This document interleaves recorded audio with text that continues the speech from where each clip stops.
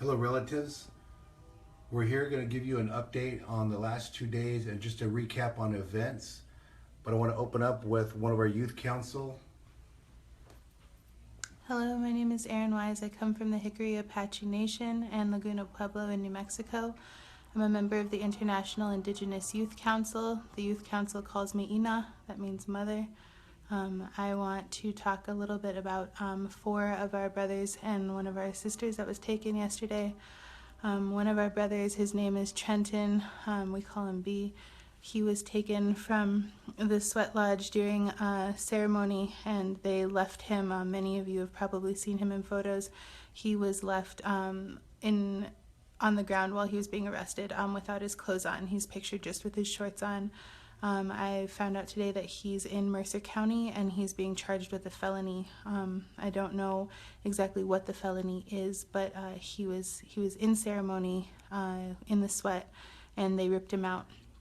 They're attacking freedom of religion now, in addition to desecrating our sacred sites and not honoring treaties and not honoring even basic human rights. We also had another brother. His name is Terrell.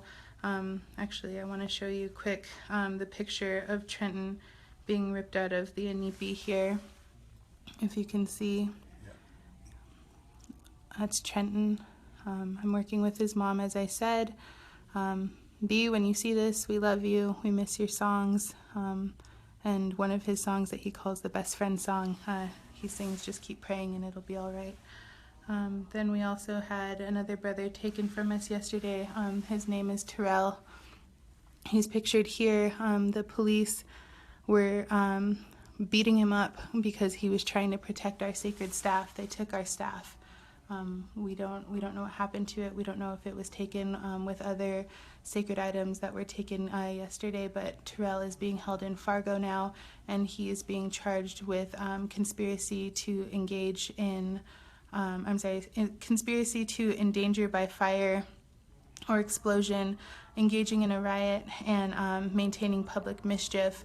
Again, he was a frontliner. He is our chanupa carrier. We were gifted a chanupa from the 1700s as a youth council, and he was taken yesterday for protecting sacred items.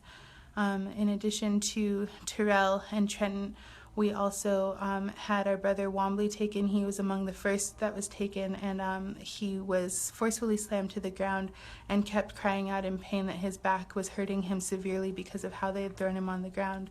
We also have a sister. Her name was Leah. She was actually in a prayer circle and was arrested. She's now being held in Morton County Jail, and Wombly's being held in Bismarck. I went today to find out what could be done to release them. They told me that Wombly's bail had been set at $1,500.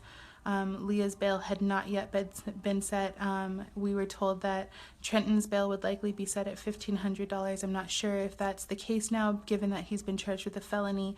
I have to follow up again tomorrow, and Terrell is not being allowed to be bailed out. He has a court date tomorrow, so I'll have more information then. We also have 2 sisters that were photographed after they were maced. We have Jacelyn Charger here. She's one of the original youth that ran to Washington, D.C. She has met with Bernie Sanders. You'll recognize her from many videos. And then also my sister, Lauren Howland. Both of these women were maced 5 times. My sister, Lauren Howland, had her wrist broken last weekend by a police officer. And yesterday I was maintaining the live feeds for different people and saw my sister getting maced, and so I ran out to the front lines to check on her. And when I got there, my sister, I was screaming for her, and I found her, and I was asking the police, which one of you maced my sister? And she grabbed my hand and she dragged me and pointed, and she said, that's the one that hurt me. And I said, did you mace my sister? And he pulled down his mask and he smirked at me, and then he put it back up. These are the kind of inhumane people that we're dealing with. In addition to those brothers and sisters that I already mentioned being hurt, we also had members of our youth council that were shot with beanbag guns. We have a brother named Kalen who is completely bruised up on his side. My own brother, Alex, he was shot with beanbag guns, and he was also shot with a tear gas gun. And so when I saw him, he had white powder all over his face. He got hit in the face, and he said that the only thing that protected him, he had some safety goggles on. We also had another brother named Alex. He was maced in the face. We had another sister named Tashina. She was maced in the face. Pretty much all of our youth council that was on the front lines yesterday got hurt. I was trying to get our youth council out of a dangerous situation. They were pushing the line further and further back, and I was trying to get the youth to come with me.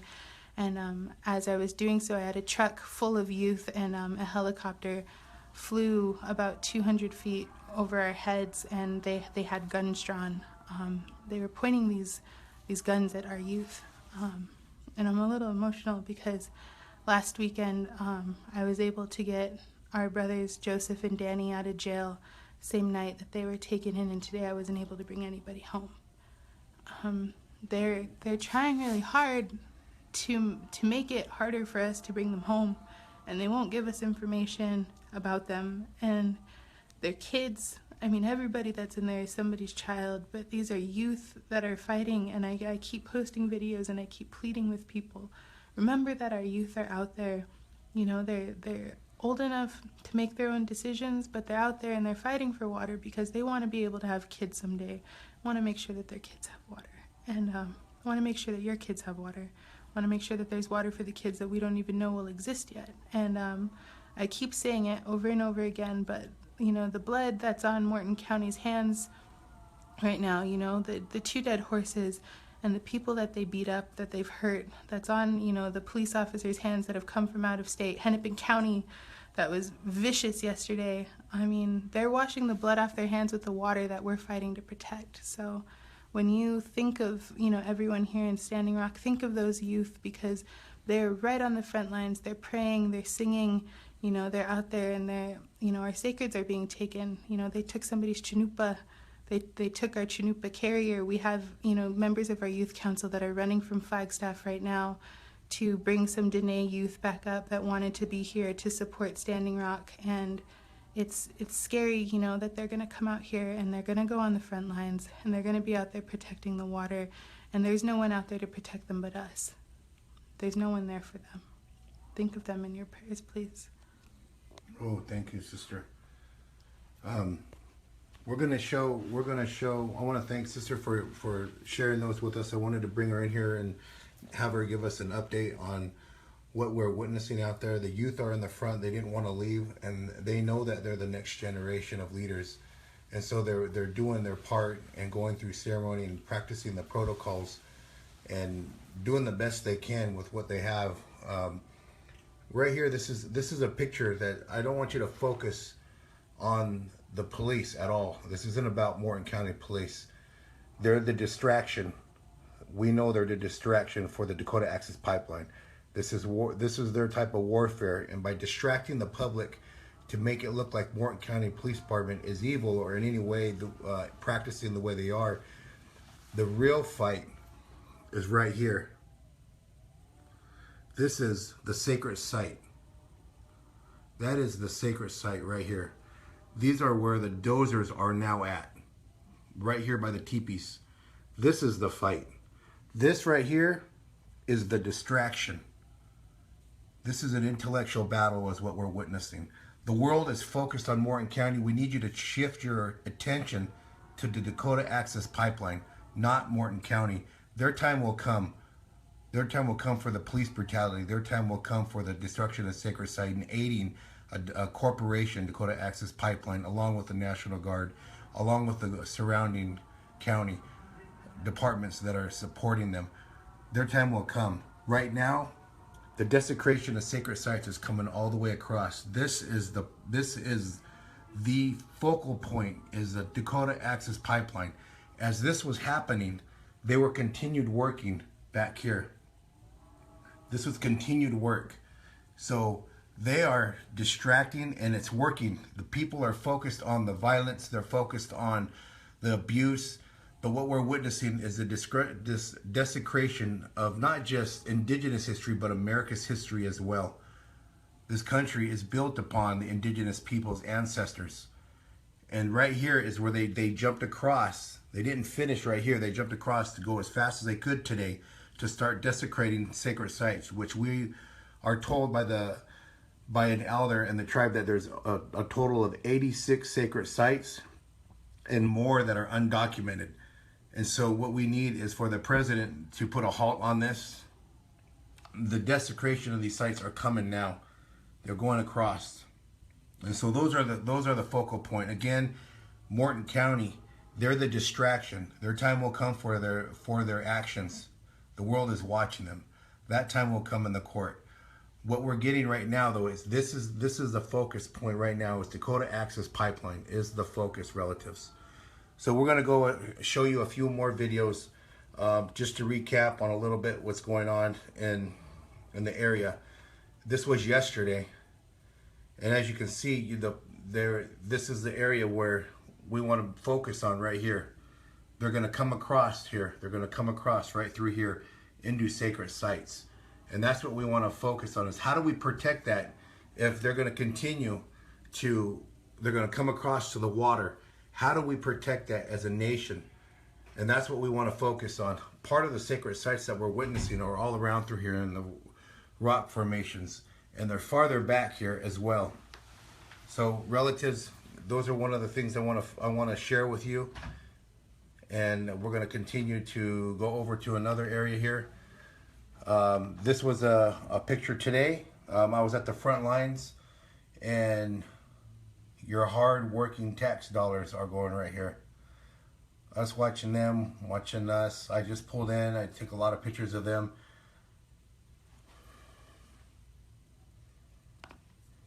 So this is the very front. Completely looks like a war zone.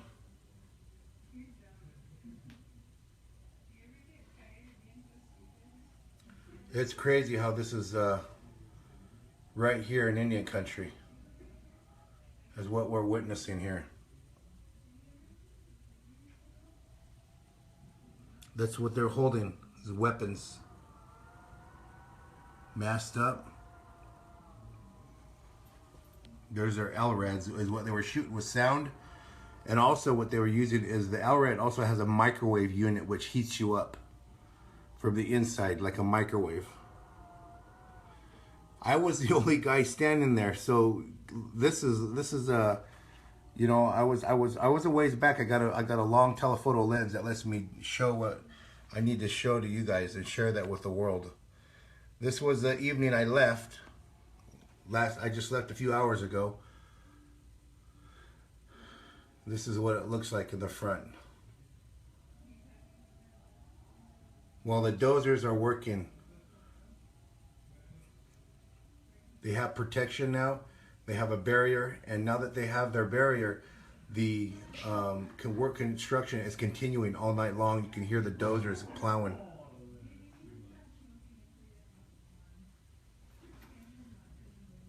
So I want to share with you guys, you know, there's a lot of these pictures going on here I took today.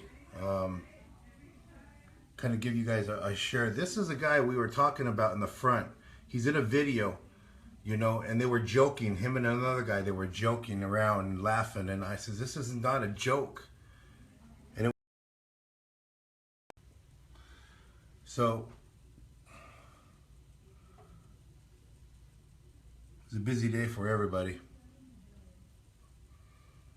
So we got a lot of requests. Again, this is the picture our sister was talking about with them being pulled out of sweat.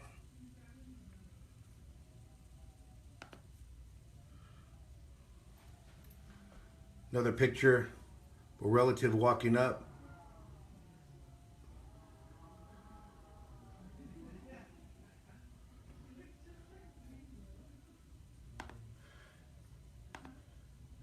This was an evening shot, relative, so the camera that I got goes also in nighttime, so we're able to see at night here some of the shots they have. on our last one, relatives, one of the last ones we want to show. So we had one of the guys send in some information about the vehicle. So here's a vehicle. We want to share this with you. These are some of the footage that was sent by a guy that's not here anymore. And the areas that they were coming in at.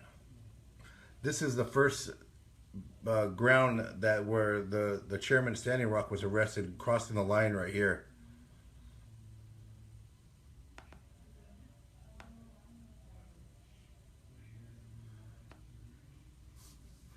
So Dakota Access Pipeline workers in conjunction with Morton County.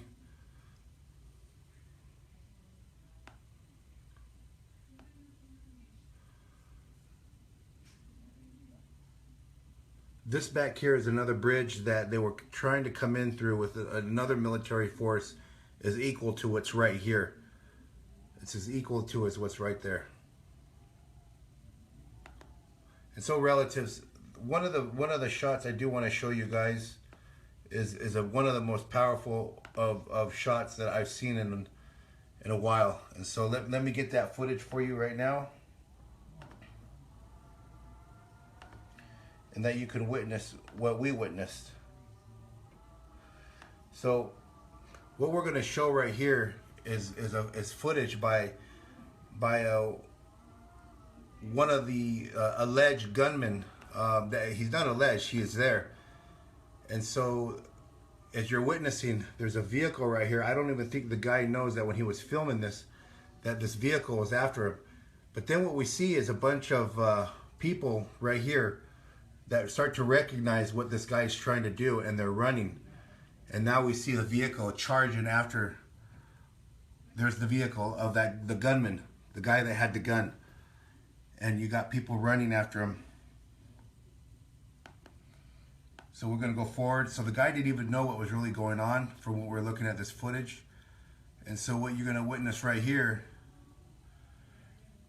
is he is right here. He's actually right here.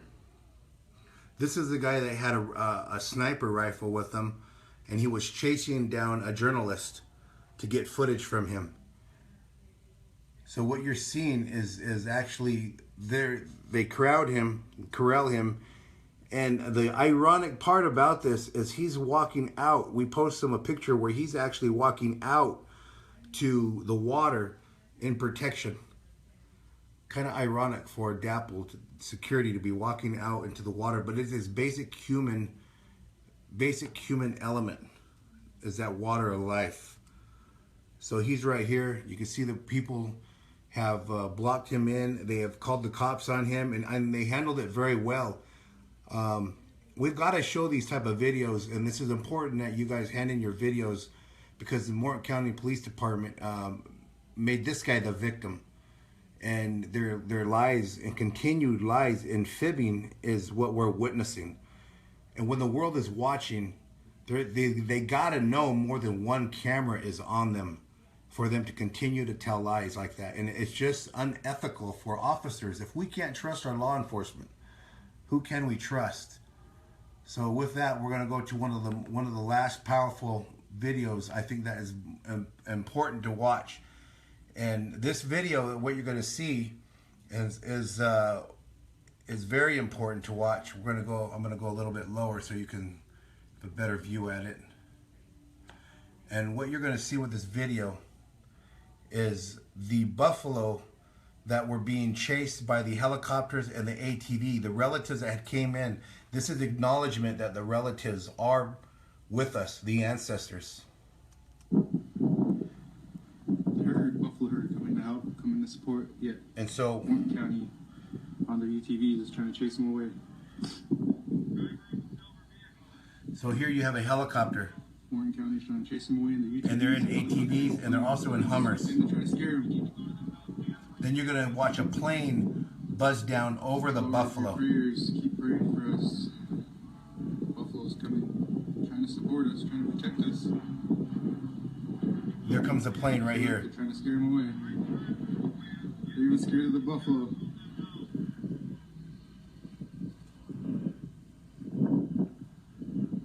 Their lawlessness is being exposed. So this is one of our relatives Need your prayers. who was there. He witnessed it, and he was upset. Pray for us. It's a sight to see. These buffaloes, it's powerful. Just keep us in your prayers. Keep praying for us. That's how we're getting our strength.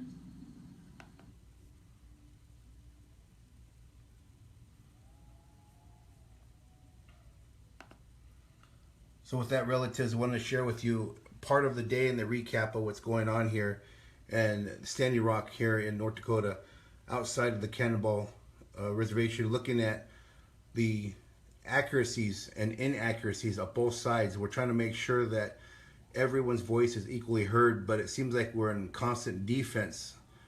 And so that's where we don't want to be. We want to be able to educate the Dakota Access Pipeline and their security, and to share with them that why is water sacred? Why is it powerful to have good drinking, clean water for the future generations to come? So gonna head out and make sure that we get some more work done and share with you guys what's happening here in Standing Rock, North Dakota, and that why we are here is native journalists and also drone pilots that are sharing this information and getting out there. So many of you know that in October 8th, my drone was stolen by Officer John Mall, who denied his name, said his name was Deputy. So, you know, these are what we're doing, is trying to correct these inaccuracies. They did not have a warrant. Later on, they produced a warrant almost a week later, and the charge was stalking. And so our journalists are getting these charges. Our youth are getting felonies. People and elders are getting felonies in these charges as well. So we need you to pay attention to where these sources coming from, and it's the protection of the Dakota Access Pipeline. What you're witnessing is what big oil money can do. And there was a video we posted from RT that showed that the Dakota Access is investing in social media skills to create fake accounts to get a persuasion of facts about Standing Rock. And so we also wanted to show that. So you can go to Myron Dewey on Facebook and check that out as well. So just continue to compile the facts. And I think what's going on is the more you tell lies, the more you can't keep track of the truth. And the more you can't keep track of those lies when you do tell the truth. And that's what we're witnessing here, relatives. So as we continue to share with you at Standing Rock the information from Indian country through indigenous eyes, we have our youth also doing social media and really relating the information directly to where it's funneled to go, is the protection of the water, the protection of the sacred sites that are currently tonight being desecrated by 24/7 workforce on the Dakota Access Pipeline, where they don't have that easement to go through. So we need you guys to be able to witness what is happening here. And we want to say that as we come together in prayer, we come together in solidarity, and we come together in unity. All our indigenous people from around the world, both our native and non-native relatives. So with that, relatives, bless our spirit in a good way. Nanishtahai pa pijapa, bless our water, our good water. Nanishtahai numaga diapa, all our relatives around the earth in a good way. Bija.